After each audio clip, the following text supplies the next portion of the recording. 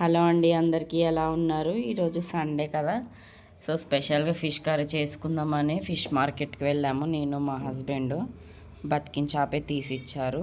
బతికిన చేపే తీసుకుంటామండి మేము ఎప్పుడు. ఇంకా ఎలాగో మా అత్తయ్య వచ్చారు కాబట్టి ఫిష్ కర్రీ బాగా చేస్తుంది.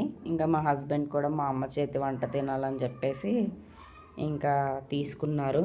ఆ అంకుల్ ఏమో ఫిష్ పట్టుకోమని ఇచ్చారు. నాకు చాలా భయం వేసింది. ఇంకా ఆ ఫిష్ తర్వాత మళ్ళీ మా హస్బెండ్ చిన్న సైజ్ ఫిష్లు కూడా తీసుకున్నాడు. తనేదో వెరైటీ చేస్తారంట. సో మా హస్బెండ్తో కూడా మీకు వ్లాగ్ చేసి చూపిస్తాను ఫిష్ ఎలా చేస్తారో.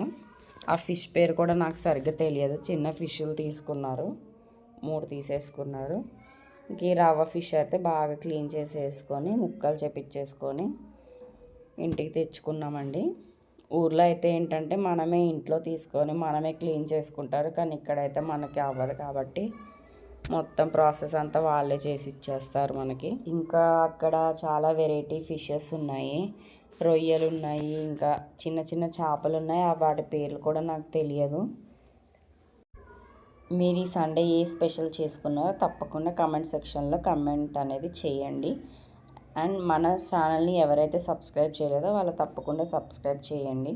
Thank you for watching my video.